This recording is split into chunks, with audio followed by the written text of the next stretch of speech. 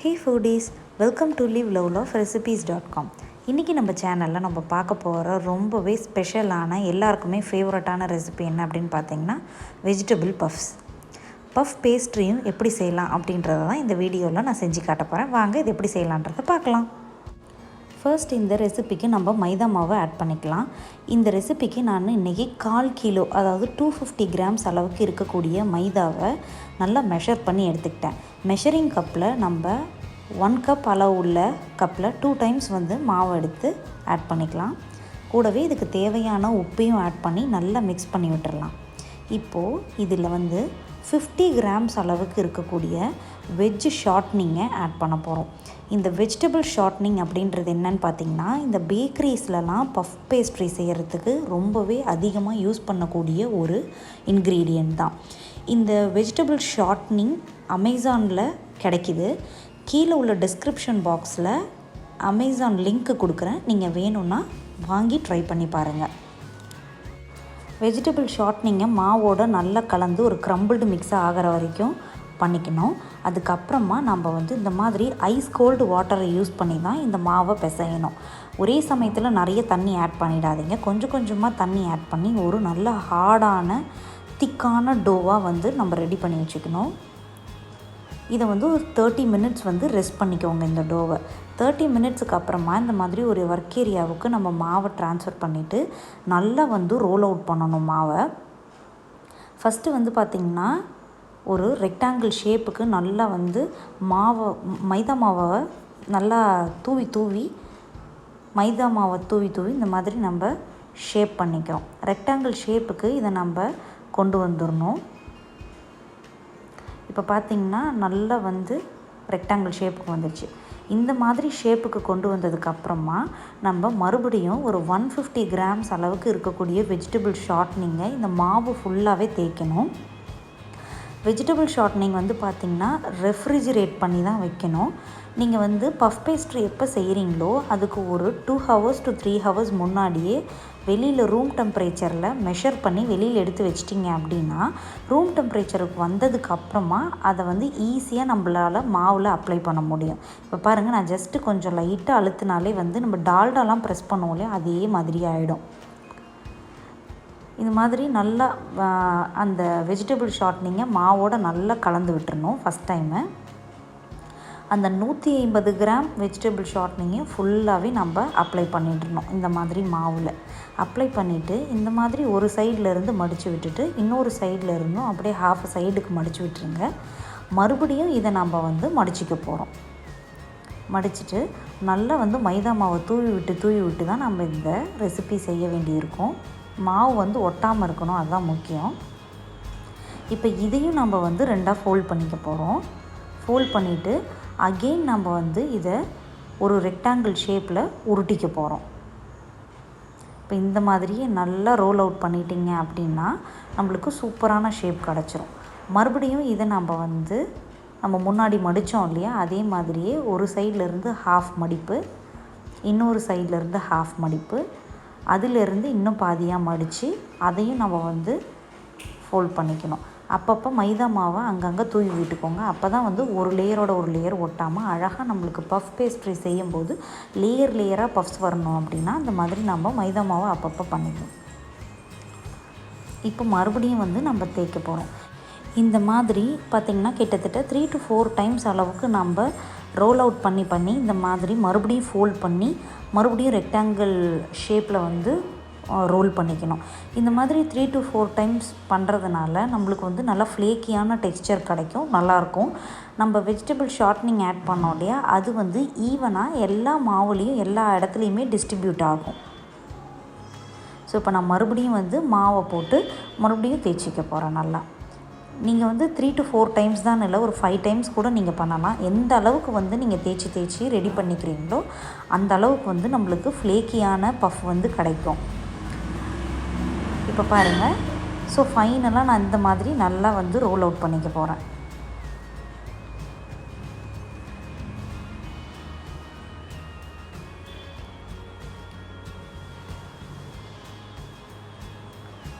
மறுபடியும் இந்த மாதிரி மடித்து விட்டுட்டு அங்கங்கே மைதா மாவை தேய்ச்சி விட்டுறலாம்.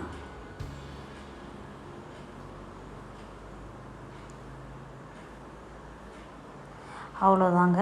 இப்போ நம்ம தேய்க்க போகிறதுல தான் வந்து நம்ம பேஸ்ட்ரி செய்யணும். ஸோ நம்ம வந்து ரொம்ப தின்னாகவும் நம்ம தேய்ச்சிடக்கூடாது, ரொம்ப திக்காகவும் தேய்ச்சிடக்கூடாது. நீங்கள் ரொம்ப தின்னாக தேய்ச்சிட்டிங்க, ரொம்ப மெல்லிஸாக இருந்தது அப்படின்னா நம்மளோட பஃப் பேஸ்ட்ரி வந்து ரைஸ் ஆகாது. அந்த ஃப்ளேக்கியாக நம்மளுக்கு கிடைக்கிறதுக்கு வாய்ப்பு இல்லை. அதே மாதிரி நீங்கள் ரொம்ப மொத்தமாக தேய்ச்சிட்டிங்கனாலும் நம்மளுக்கு நல்லா வந்து ரைஸ் ஆகி சூப்பராக வராது.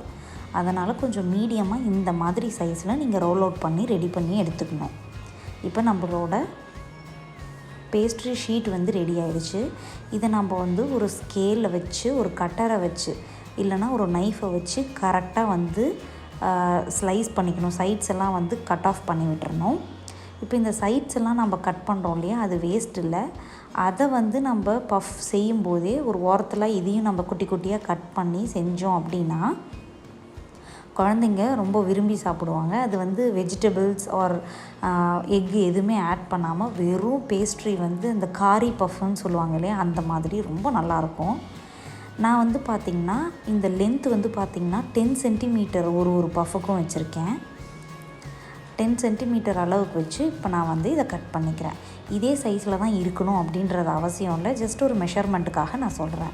இந்த சைடில் பார்த்திங்க அப்படின்னா 9 சென்டிமீட்டர் அளவுக்கு ஒரு ஷீட்டுக்கும் நான் வந்து இடம் விட்டுருக்கேன்.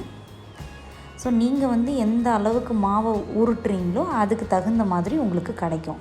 பார்த்திங்களா, சூப்பரான பேஸ்ட்ரி ஷீட் நம்மளுக்கு ரெடி ஆகிடுச்சு.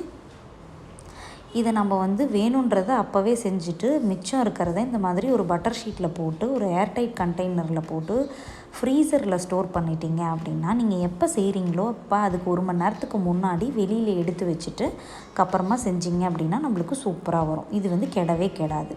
இப்போ அந்த குட்டி குட்டி பஃப்ஸ்லாம் கூட நான் வந்து குட்டி குட்டியாக வந்து கட் பண்ணி வச்சுருக்கேன். அதையும் சேர்த்து தான் நான் செய்ய போகிறேன். இப்போ இது எல்லாத்தையுமே நம்ம பேக்கிங் ட்ரேயில் நல்லா வந்து ஆயில் ஆர் பட்டர் அப்ளை பண்ணிவிட்டு நம்ம செஞ்சு வச்சுருக்கிற பேஸ்ட்ரி எல்லாமே அதில் ட்ரான்ஸ்ஃபர் பண்ணிக்கலாம். மீன்வைலில் ஸ்டஃபிங் செய்கிறதுக்கு ஒரு சாஸ்பேனில் 4 டேபிள் ஸ்பூன்ஸ் அளவுக்கு ஆயிலை சூடு பண்ணிக்கோங்க. அது நல்லா சூடானதுக்கப்புறமா வெங்காயம், இஞ்சி பூண்டு விழுது ஆட் பண்ணி நல்லா வதக்கிக்கோங்க. அதுக்கப்புறமா ஒரு 2 மீடியம் சைஸ் டொமேட்டோவையும் இந்த மாதிரி நல்லா பியூரி பண்ணி ஆட் பண்ணிக்கோங்க. 1/4 டீஸ்பூன் மஞ்சள் தூள், 1 டீஸ்பூன் அளவுக்கு மிளகாய் தூள், நான் காஷ்மீரி ரெட் சில்லி பவுடர் தான் யூஸ் பண்ணியிருக்கிறேன். 1 டீஸ்பூன் அளவுக்கு கொத்தமல்லி தூள், ஒரு 1/2 டீஸ்பூன் அளவுக்கு ஜீரகத்தூள், 1/2 டீஸ்பூன் அளவுக்கு கரம் மசாலா பவுடர் ஆட் பண்ணிவிட்டு நல்லா வந்து இந்த மாதிரி சாட்டே பண்ணிக்கோங்க. ஸ்பைஸ் பவுடர்ஸ்லேருந்து வர ரா ஸ்மெல் எல்லாமே போனதுக்கு அப்புறமா வெஜிடபிள்ஸை நான் ஸ்லைட்டாக வந்து ப்ரெஷர் குக் பண்ணி ப்ரெஷரை ரிலீஸ் பண்ணி எடுத்து வச்சுருந்தேன். பீன்ஸ், கேரட், பட்டாணி, உருளைக்கிழங்கு இது எல்லாமே ஆட் பண்ணிக்கலாம். உருளைக்கிழங்கு ஆட் பண்ணும்போது இந்த மாதிரி லைட்டாக மசிச்சு விட்ட மாதிரி ஆட் பண்ணிக்கோங்க. இப்போது இது எல்லாத்தையுமே நல்லா கலந்து விட்டுட்டு இதுக்கு தேவையான அளவுக்கு உப்பு இருக்கான்னு செக் பண்ணிவிட்டு உப்பு வேணும்னா ஆட் பண்ணிக்கோங்க. இப்போது இது எல்லாத்தையுமே நல்லா மிக்ஸ் பண்ணி விட்டுட்டு இது கொஞ்சம் அந்த மாய்ஸ்சர் கண்டென்ட்டெல்லாம் போகிற வரைக்கும் வதக்கி குக் பண்ணி ரெடி பண்ணி எடுத்து வச்சுக்கோங்க. இப்போது நம்ம பஃப் பேஸ்ட்ரி உள்ளார நம்ம ஸ்டஃபிங் எல்லாமே வச்சுட்டு லைட்டாக வந்து எக் வாஷ் கொடுத்துடலாம். நான் 2 பஃபுக்கு எக் வாஷ் கொடுத்துருக்கேன். மிச்சம் இருக்கிற 2 பஃபுக்கு வந்து பார்த்திங்கன்னா நான் மில்கில் 1 டேபிள் ஸ்பூன் அளவுக்கு சுகர் ஆட் பண்ணி மில்க் வாஷ் கொடுத்துருக்கேன். ஸோ நீங்கள் வெஜிடேரியனாக இருந்தீங்கன்னா நீங்கள் மில்க் வாஷ் கூட கொடுத்துக்கலாம். இப்போ அந்த குட்டி குட்டி பஃப்ஸையும் சேர்த்து நான் பேக் பண்ணுறேன். ஒரு 180 டிகிரி செல்சியஸில் 25 to 30 மினிட்ஸ் இதை நீங்கள் பேக் பண்ணணும். இந்த குட்டி குட்டி பஃப்ஸ்லாம் இருக்கு இல்லையா, இதெல்லாம் வந்து 10 to 15 மினிட்ஸ்லேயே நம்மளுக்கு கலர் சேஞ்ச் ஆகி சூப்பராக ரெடி ஆகிடும். அதுக்கப்புறமா அதை வெளியில் எடுத்து வச்சுட்டு மற்ற பஃப்ஸை வந்து நீங்கள் 25 to 30 மினிட்ஸ் பேக் பண்ணுங்கள். பார்த்துட்டே இருங்க. மேலே நல்ல கலர் சேஞ்ச் ஆகி கோல்டன் கலரில் வந்ததுக்கப்புறமா நீங்கள் எடுத்து அதை ஆற வச்சுட்டு சர்வ் பண்ணிடலாம். சுட சுட சூப்பரான நம்மளோட vegetable puffs is ready now. இந்த ரெசிப்பியை கண்டிப்பாக நீங்களும் ட்ரை பண்ணி பார்த்துட்டு எப்படி வந்ததுன்றதை காமெண்ட்ஸில் சொல்லுங்கள். இந்த ரெசிபி உங்களுக்கு பிடிச்சிருந்ததுன்னா மறக்காமல் நம்ம சேனலை சப்ஸ்கிரைப் பண்ணுறதோட மட்டும் இல்லாமல் உங்கள் ஃப்ரெண்ட்ஸ் அண்ட் ரிலேட்டிவ்ஸ்க்கும் ஷேர் பண்ணுங்கள். தேங்க்ஸ் ஃபார் வாட்சிங்.